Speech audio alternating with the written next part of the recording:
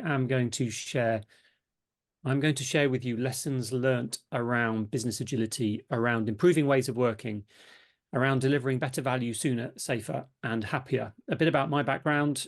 I started out in financial services.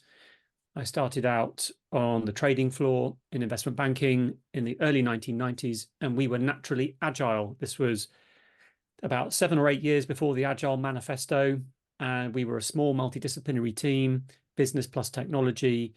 We were about 8 people. We were the business, and we were delivering new business value on a daily basis. We were a really tight team. And for me, because that was my kind of first job, my first working experience, it just worked, and it was engaging, and it was fun. And everybody knew pretty much as much about the business as they knew about technology. It was a technology-enabled business. In the course of my career, as I've taken on more responsibility and taken on more teams, I've taken them on the journey from traditional ways of working to working with agility, more engaging ways of working, delivering value sooner, safer, and happier. And then fast forward, I was leading ways of working across Barclays Bank, 80,000 people, 40 countries, 5 business units. Everything was in scope across the whole company. And we made some mistakes. We have some learnings. So I'm going to share those learnings with you, what didn't work and what did work. And also then when I was writing the book, Sooner, Safer, Happier, I have taken in learnings from about 40 organizations. Right now, we have about 55 organizations in the network. So this is also learnings from about 40 to 50 other organizations on improving how you work in order to get better outcomes. So first of all, why? Why change? Why does it seem that every organization on the planet is on this journey? So this is Cromford Mills, and it dates back to 252 years ago, 1771. This is Crompton Mills, and this is the first factory system at scale. And this is where we have division of labor. Now, this could look like a school. This could look like a prison. It's actually a mill. In reality, it could equally feel like it's a prison, or it could feel like it's a school, as you'll see in a minute. This is the origins of division of labor at scale, this very building. And myself and some friends, we did a site visit to Crompton Mills. We had a guided tour. We were told a lot about the history of it, which was fascinating.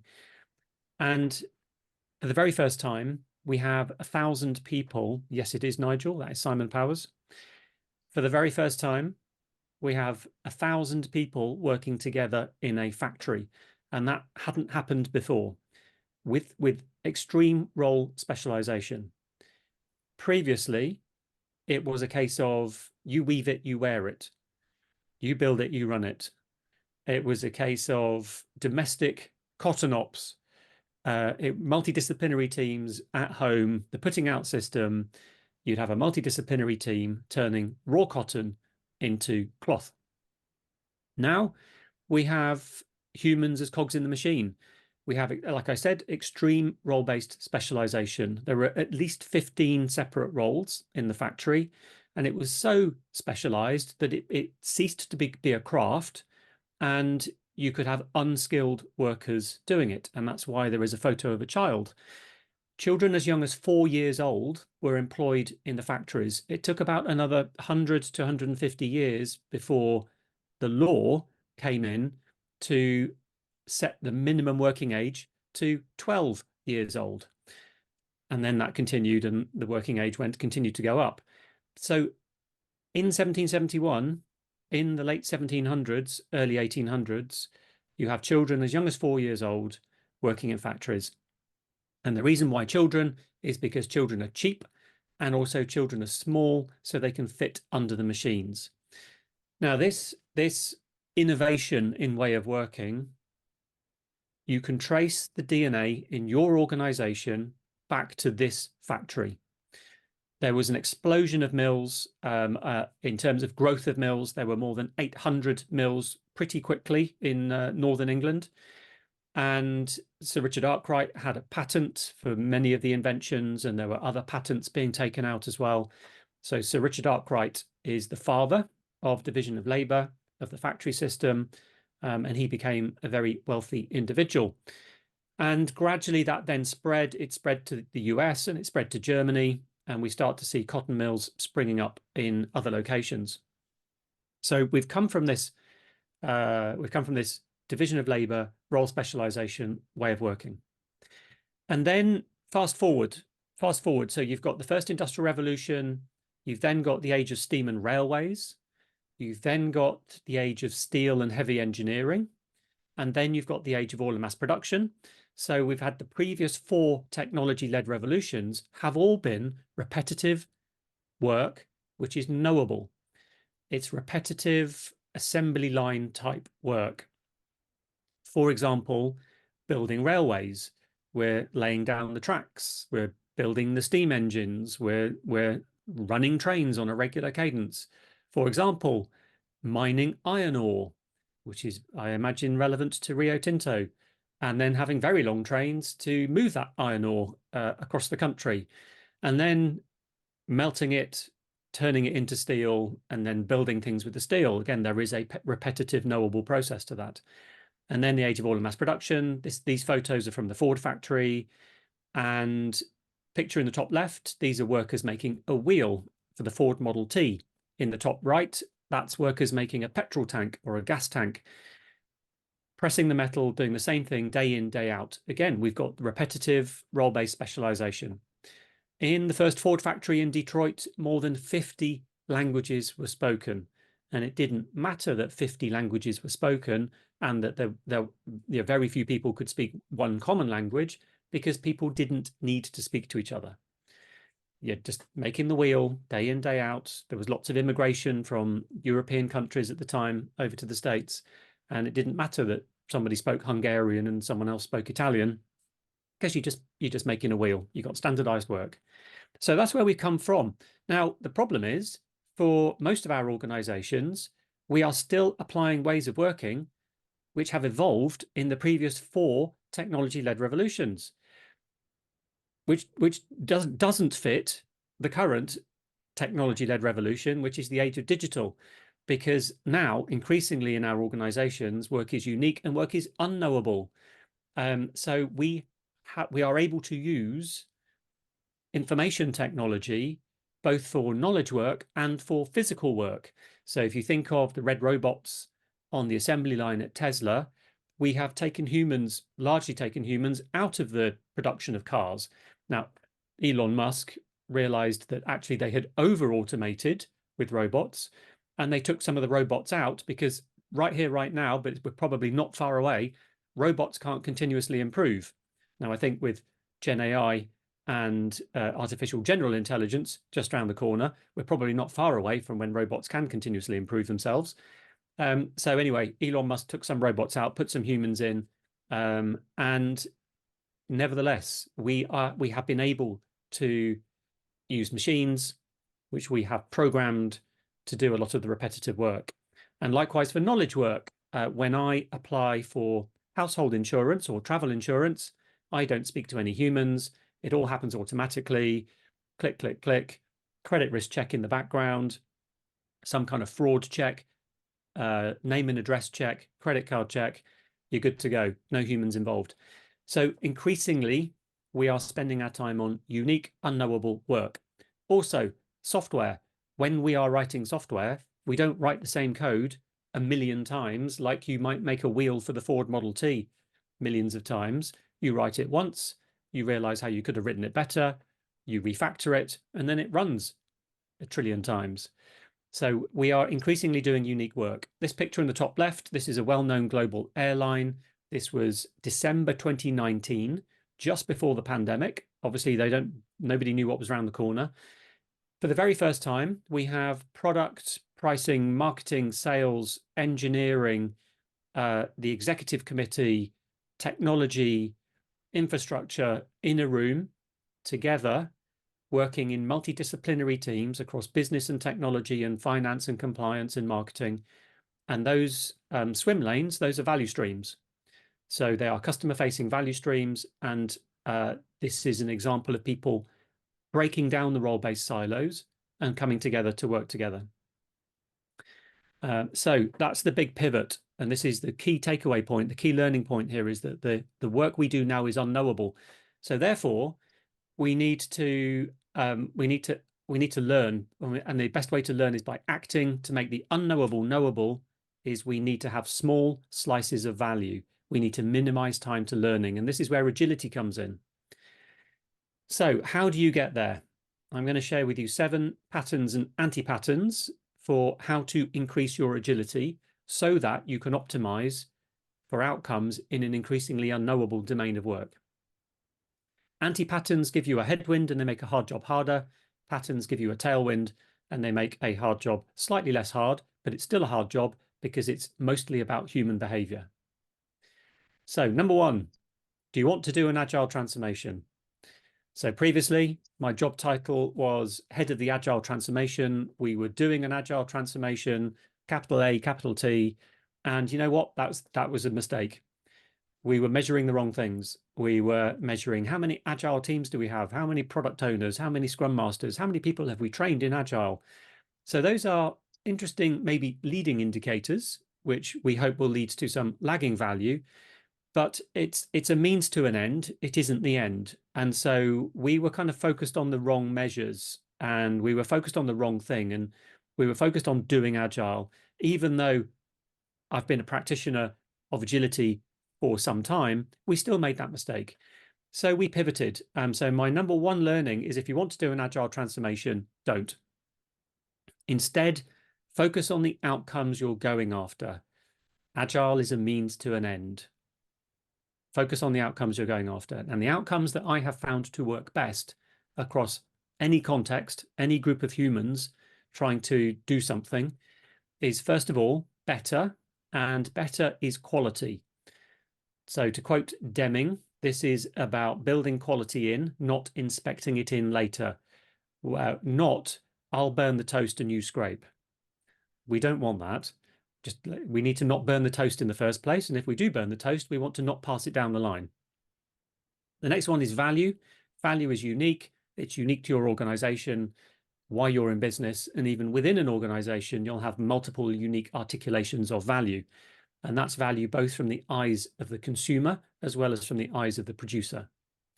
Then we have sooner. Sooner is the heart of agile and lean. Agile suits unique, unknowable work. Lean production, suits repetitive, knowable work. In both cases, whether it's unknowable or knowable, we do want to optimize for flow, the flow of value, minimizing time to value, eliminating waste. 3 good measures: lead time, which is the time from starting work on something to getting it in the hands of the consumer; throughput, which is a count of items of value; and flow efficiency, which is the amount of time that work is being worked on during that end-to-end lead time. The next one is safer. Safer is continuous compliance. This is agile, not fragile. This is not leaking customer data onto the internet. And happier is happier customers, colleagues, citizens, and climate, because improving ways of working is not at any cost to society or to the planet or to colleagues. And the size of the prize, the benefits we saw when I was previously leading ways of working across an organization with 80,000 people, after 3.5 years, and that's the kind of timeline we're looking at, even with, a bunch of tailwinds, we're looking at 3, 4, 5, 6, 7 years sometimes. We saw a 20 times improvement in quality. So we saw a 20 times reduction in failure demand. On average, we saw a 3 times improvement on time to value, time to learning. So that's 3 times less sunk cost fallacy. We saw the 20 times improvement for the best teams. For safer, we had a positive compliance trend. And for people in those roles, they went from spending 80% of their time reactively firefighting to 80% of their time proactively working with product teams. And then for colleague engagement, we had the highest ever external UView survey engagement scores. People were the most engaged they had ever been, and a positive client net promoter score trend. And that's in particular, that's what lights my fire. That's what gives me purpose, is making the world of work more humane a more humane and fun and engaging way of working. So those are the benefits that we saw. And this was an organization that is 334 years old, founded in 1690, before the existence of paper money in the West.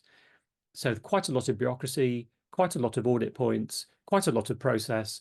And with the right tailwinds, you can still get there. The anti-pattern is agile for the sake of agile, lean for the sake of lean, DevOps for the sake of DevOps, etc. Measurement and visualization, this is very important. If you don't have a data feedback loop, you don't know if you're improving. It just becomes anecdotal. It just becomes subjective. You have to have a data feedback loop. And if you don't have a data feedback loop, you will probably run out of goodwill. There'll be some goodwill at the beginning. Oh, yeah, great. Well, ways of working, agile, transformation, whatever you're calling it. But the peak of excitement will wear off, and people will go, well, I haven't really, what value have we actually seen from this? And if it's just anecdotal, that's not going to be enough to continue, in my experience and looking across many other organizations. So these are deliberately fuzzy screenshots. The one on the right is an open access dashboard. Anyone in the company can access that dashboard, and you can look at metrics to do with better, sooner, safer, happier. You can look at the team level, the team of teams level. On the left is a report that went to senior leaders once a month. The rows are value streams, i.e. multidisciplinary teams of teams. And the columns are measures in the category of quality, time to value, safety, and happiness. And that report was stack ranked. So looking at the improvement trend, which you can compare, you can't compare absolutes, but you can compare the improvement trend. We stack ranked it. So we had a bit of psychology at play. We generated a bit of FOMO, a bit of fear of missing out. We had the best improved, not absolute, the best improved at the top, the least improved at the bottom.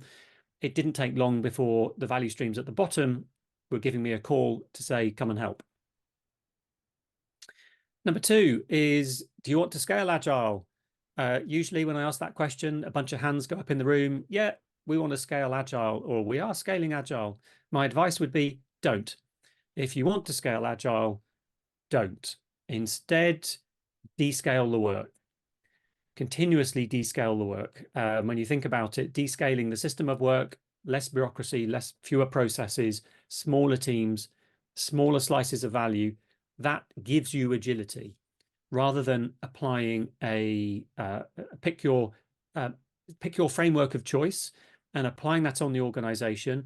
That still leaves a lot of the impediments to the flow of value intact. And it's much harder then to actually reduce your time to value and actually be more nimble, to have more agility. So you need to focus on descaling and also achieve big through small, not big through big. So basically, don't do a big bang on this topic. And I'm going to explain why.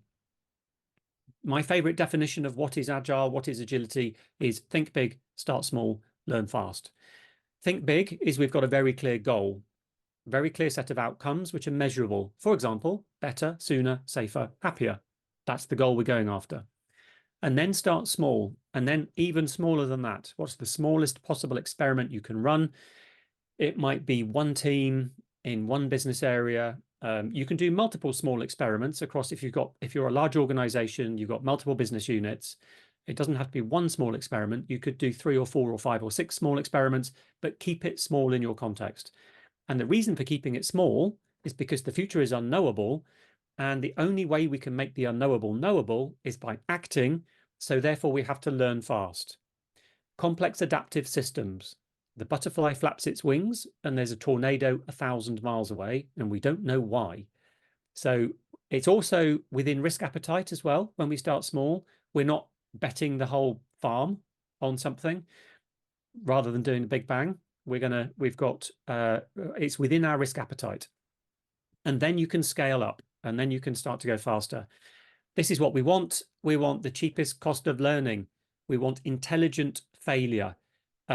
Failure is intelligent if it is cheap, quick, and unique. If it is slow, expensive, and you've already failed at it 5 times before, that is not intelligent failure. And quite often in large organizations, there's this sunk cost fallacy and the big, white elephant initiatives. Oh, okay, we've put $300 million into this initiative. We still hasn't delivered any value 3 years later. We need to put another $100 million in. Yes, we want intelligent failure. Amy Edmondson has some good writing on this, Fearless Organization, and her new book, which is The Right Kind of Wrong. So if you do a big bang, you get this green Kubler-Ross curve, the peak of excitement or denial, the trough of disillusionment, despair, anger, despair, chaos, and then you climb out of the hole. Now, if you do a big bang, you'll have that green line. Time T2 is typically 18 months, 24 months, and usually somebody in the executive committee has lost their job or moves on before time T2 because it's kind of chaotic. And it's going faster than the pace of change. It's faster than the speed of unlearning. And that is not a recipe for success. That is an anti-pattern. The pattern here is we want lots of small J curves. We want to start small. We want to prove it in our context because your context is unique. Your organization is unique. You have your unique history. You have unique baggage. You have unique culture. You have unique incentives. So you have to optimize in your context to your outcomes. And if there are any gaps in terms of starting small and gray areas, as we're not able to capture all data points, they will emerge. You've got to start small, get the wins on the door. You need the quick wins. You need to get it working and don't pass go until you're starting to see some positive progress. And you're trying to alleviate impediments in your organization. There is a lot that's unknowable, and there is a lot that will make itself knowable as you progress, which is a nice segue onto this diagram, which is an S curve. This is how humans embrace change. It's a cumulative probability distribution. You have to keep the gradient to change low to start with. So typically a senior leadership team is saying, 12 months, I want us to be agile in 12 months time, the whole organization. Now, it doesn't work like that. You cannot force the pace of change. Like I said, the pace of change is determined by the speed of unlearning. People need to unlearn and relearn. People go through fear. People need to go through failure. And so therefore, you need to keep the gradient low to start with and prove it in your context. And then you can speed up. So for example, team 1, team 2, team 3, team 4, team 5. Then you go another 5 teams at a time, 5, 10, 15, 20. Then you go 10 teams at a time, 10, 20, 30, 40, 50. Then you might go 50 teams at a time if you're a large organization, 100, 150, 200, 300, 400, 500. And you have already beaten a path through the organizational jungle and through the bureaucracy and the processes and the culture. And if at any point it's not working, pause, fix the impediment, fix the thing that's not quite working, and then go again. And like I said, you can have, if you've got multiple business lines, you can have multiple S curves, but in each of them, you're starting small. If you go too fast, and we made this mistake back in 2015, we had a target, which itself was not a good idea. Goodhart's law, as soon as a measure becomes a target, it ceases to be a good measure. We had new labels on the same old behavior because we were trying to do too much too soon. So we had people calling themselves product owners, scrum masters, doing stand-ups, running iterations. But the type of, I went and did a Gemba walk. I walked to the floor in one of the business lines. And the question I got was, after we've done 3 iterations of analysis, and then there's 3 iterations of development for software, and then there's 3 iterations of testing, what do we do when we get a defect, when we have a bug? It's like, okay, all right. So good intent. Well done for trying. Now, okay, we just need to take a whole bunch of steps back here, and we need to start again. So if you try to do too much too soon, you'll get new labels on the same old behavior. Because people have a limited velocity to unlearn and relearn, the pace of change is determined by the speed of unlearning. You cannot force the speed of unlearning. The speed of unlearning is determined by the amount of psychological safety. If you have an organization, if you are in an organization with a culture of fear, you will make very little progress. I hope that's quite obvious because people will be too frightened. People will not want to step out of their comfort zone. They will not want to try something new. They will not want to experiment. They will not want to fail. So the most critical ingredient, if you want to improve your ways of working faster in order to get better outcomes sooner, you have to turn the dial up on psychological safety.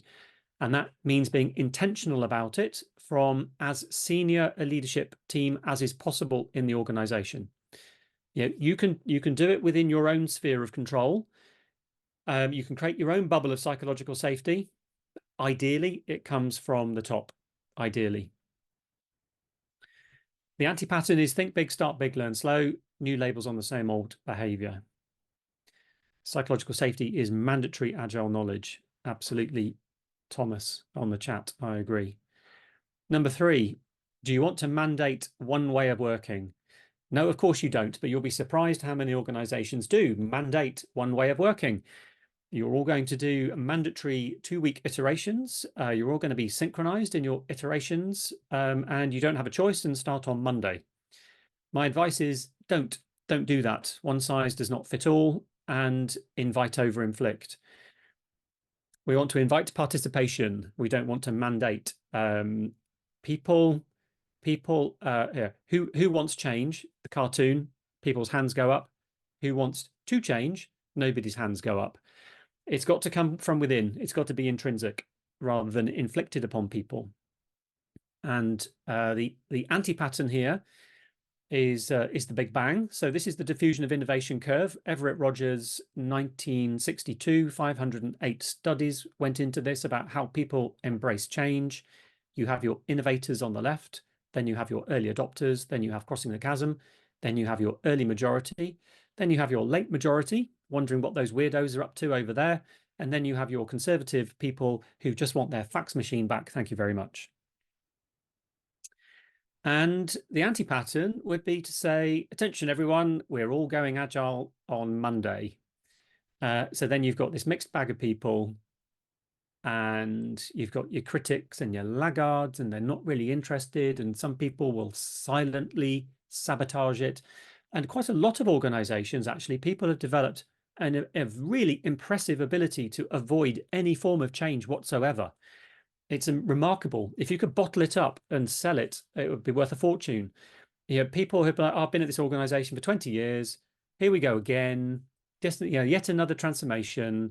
I can put my head in the sand, or I figured out how to basically nod and smile, but avoid any form of change whatsoever. People get very good at that. So that's not going to be a recipe for success, starting with a mixed bag of people. Instead, you want to start with your champions. Who are your natural champions? A community of practice is a great way to identify your champions, a voluntary law of 2 feet, ways of working, agile, whatever word you want to use, community of practice. Also just asking, we're going to improve our ways of working. Who wants to go? Who wants to go first? Who wants to go next? One of the tips, one of the tricks that we did that I found to work quite well is we actually had a visible, within the organization, a visible backlog of which teams were going to be supported next, because we can't support everybody all of the time in terms of coaching, in terms of hand holding and support. You can't support everybody all of the time. You can't teach 3,000 people to ski down one ski slope. There's not enough ski instructors. There's not enough hospital beds. There's not enough helicopters. So you got to do this in a manageable manner within your risk appetite. And yeah, nice one, Thomas, your comment. You don't want a mixed bag of people told that they're going to do agile.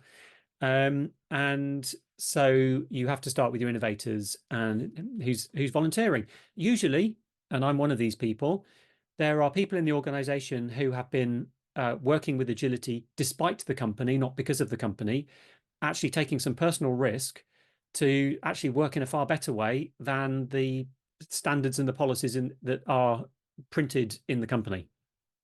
And so I created an agile community of practice in 2012. It grew to 2,500 people. This was before we had senior leadership supporting better ways of working.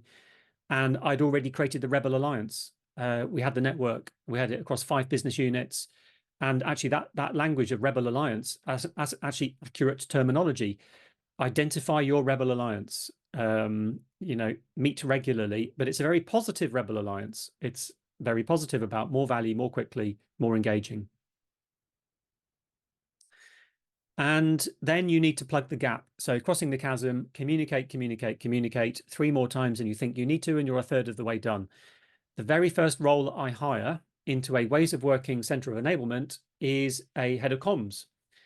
And the second role I hire is a head of data. And that's before hiring any agile coaches or ways of working coaches, a head of comms and a head of data. People look for social proof. Some people are motivated by the emotional storytelling. In my experience, most people are motivated by hard data. So some people you can win over with the stories, other people show me the data. And then what happens when you get to the 50% point in a large organization? What I have found is it just tips because people who are more conservative don't like being the odd ones out. The innovators on the left love being the odd ones out, don't like being in the herd, and people who are a bit more conservative on the right-hand side of the curve are like, wait for me, we're in. So in my experience, it tips when you get to that point. Number 4 is, do you want to delegate change? You'll be surprised how many leaders do try to delegate change. Arms crossed around the table, go on, transform. I dare you, tell me when you're done. And obviously my advice would be, don't delegate change. Leadership behavior will make it or break it. Leadership behavior is critical. This is an anti-pattern. We have a nice waterfall project plan saying we will be agile on the 22nd of October, 2024. But of course, it's a complex adaptive system. So we have all of this, all of this mess going on outside the box. It isn't that clean and clear. It's not a transformation with a start date and an end date. Instead, we want some servant leadership. We had no idea you were dealing with this. How can we help? Dear teams, how can we help alleviate impediments? How can we get blockers out of your way so that you can do your job? That's a very important part of being a leader. Also, role modeling. Lead by example. Leaders lead. The origins of the word lead is to guide on a journey from the front, not from the back or even staying at base camp. Leaders need to lead by example. Now, my definition of leader is everybody. Everyone is a leader. Leaders at all levels in all roles. Everybody can be a leader. For example, Greta Thunberg at school, she's an amazing leader. It's not about positional power. Number 2, psychological safety, as we have discussed. Number 3, an emergent mindset. And that means acknowledging that the future is not knowable. Experimentation, outcomes, hypotheses, celebrating intelligent failure, not let's put together a Gantt chart at the point of having learnt the least. We're going to determine exactly what we're going to build. And the definition of success is, did we build that solution or do that thing by the milestone in the Gantt chart with a RAG status? That is not value. It's a thinking error. And when we never hit our project plans, it's because there's a gap between what's knowable and what's not knowable. It's unrealistic to think we can come up with a predetermined, deterministic mindset project plan for something for the future. And it's people, process, tooling in that order. My rule of thumb is 80% culture, only 20% process and tooling. This is mostly about human behavior. The anti-pattern is change is for you, not me. Command and control, inflict over invite, and the culture of fear. Number 5 is, do you want to do agile in IT only? You'll be surprised how many organizations do, perhaps not surprisingly, in terms of where agile has grown up and come from. And instead focus on whole organization agility. We need to focus on the end-to-end flow of value. A system of local optimums is not an optimum system. Ellie Goldratt, who wrote a book called The Goal, if you haven't read it or listened to it on audiobooks, I recommend it. It's written as a fiction story. Most organizations for knowledge work is weighting 90% of the time. Most organizations have a flow efficiency of 10% or less. And I think that is terrible. I think that's shocking that knowledge work is weighting 90% of the time. And what is even more shocking is that most organizations are not measuring it and so are blissfully unaware of how much time work is waiting. Now, we have learnt this from manufacturing. When you have a physical manufacturing floor, you can see the inventory stacked up at the machines. You've got a bottleneck. Now, usually you can't see that typically with knowledge work. So we need to shine a light on it. This picture on the left, where it's gray, that's work waiting. Where it's blue, that's work being worked on. Why is work normally waiting? Usually because of annual budgeting. Role silo 1 handoff, role silo 2 handoff, role silo 3 handoff, role silo 4 handoff. We're back to Crompton Mills in 1771. 26 downstream dependent teams, and then about 18 to 24 months later, if you're lucky, you'll get some learning and some value. That's typically what's happening in organizations. And then you'll speak to software engineering and they'll say, we're so freaking agile, yay.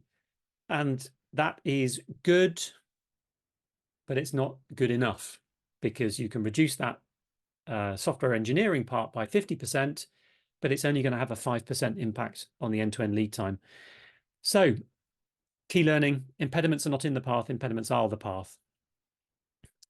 Impediments are the path. The obstacle is the way. Your job, everybody's job, is to go from impediment to impediment to impediment and to alleviate it. Theory of constraints: start with the biggest impediment, start with the biggest bottleneck. The bottleneck then moves. You now need to identify where the bottleneck has moved to. You need to alleviate it and then repeat for infinity. And that is the role of leaders at all levels. There are some impediments that are outside your sphere of control. You need to be able to bubble them up. Hey, leader above me, catch, I need you to help alleviate this impediment. Anti-pattern is in IT only. Number 6 out of 7 is, do you want to do water scrumfall? No, of course you don't. You'll be surprised how many organizations do predictive planning, sprint, 10 times in the project plan, and then a big bang delivery. Don't. Instead, build the right thing and focus on outcomes over output. Watch out for the word velocity. We hit our target of 60 arrows per minute. That is not valuable. Building the wrong thing faster makes you wronger. And this is a very common anti-pattern of focus on velocity. We got to 349 story points. Yay. We've increased our velocity. So what? That's not valuable. And you get this self-fulfilling prophecy of backlog replenishment and a product owner who never speaks to the customer. You've got headless chickens running around the organization doing stuff. Instead, we want to hit an actual business goal with the least amount of stories, with the fewest amount of story points. And this is why it's the word sooner in better value, sooner, safer, happier, not the word faster. It isn't about faster, it's about sooner time to learning. We want to minimize lead time, but we don't want to fire off 60 arrows. And this is the shift from productivity to valuativity. Productivity is the number of units of output per unit of input. We are no longer in a factory. We do not want a digital feature factory. What we want is valuativity, which is the most value in the shortest time with the least amount of effort, balanced with quality, safety, and happiness. Because if you don't balance it with those measures, companies that do this badly, quality goes down and happiness goes down. So this is the shift from role-based silos to value streams, the shift from output to outcomes, the shift from temporary teams to long-lived teams, and a shift from the definition of success is milestones to the definition of success is learning and value. The target state pattern, this takes multiple years to get to this point. We have value streams, which are horizontal. These are your multidisciplinary teams of teams, business plus technology plus finance plus marketing, etc. This is a banking example, retail bank at the top, investment bank in the middle, and then shared services at the bottom, HR, data, finance. On top of that, and that's optimizing for flow, multidisciplinary teams, long-lived products, we are optimizing, we're minimizing handoffs. That's the reason for this pattern. We are minimizing handoffs. We move up and down the pitch together with the ball. And then on top of that, you have your OKRs, your outcomes, your multi-year outcomes, your multi-year OKRs, your annual objectives and key results, and then your quarterly objectives and key results. Now you can have high autonomy because you have high alignment. You've got an intersection of the goal, the OKR, and that is a shared goal across your multidisciplinary teams. No longer do you take objectives down your role-based silo. You now have them in your OKRs. And because you have a shared goal to achieve together with common success measures, the key results, you can now have high autonomy within minimal viable guardrails. There are some non-negotiables, data privacy, information security, etc. So this is the target state pattern. It's quite easy to describe. It's quite hard to get there because it's behavior change. And then number 7 is, do you want to create a digital feature factory? No, of course you don't, but you'll be surprised how many organizations do. That's an anti-pattern. Instead, go slower to go faster, or you will end up going slower, whether you like it or not. Warning, if you don't schedule time for maintenance, your equipment will schedule it for you. That applies to your personal health. If you are working unsustainably, eventually you will become ill. If you are not remediating technical debt, eventually everything slows down because there's, sticky tape and sellotape and string holding everything together, and it becomes very hard to make any changes. Likewise, process debt, more and more processes added on. We need to have continuous improvement to remove the process debt, and also culture debt as well, allowing toxic behaviors to continue. This is a very common human behavior. No thanks. We're too busy pulling the cart with square wheels to have a conversation about the round wheels. This is very common. No, I can't make time for a 1 hour session to talk about continuous improvement. It's super important that improving daily work is as important as daily work. And, for those of you that are in leadership positions, I highly recommend incentivizing continuous improvement. I'm sure many of you on this call are doing that already. And as I've been doing more research into the previous 4 technology-led revolutions, the one consistent theme for organizations, for humans trying to achieve something together that leads to successful outcomes for the organization, the one consistent theme is continuous improvement.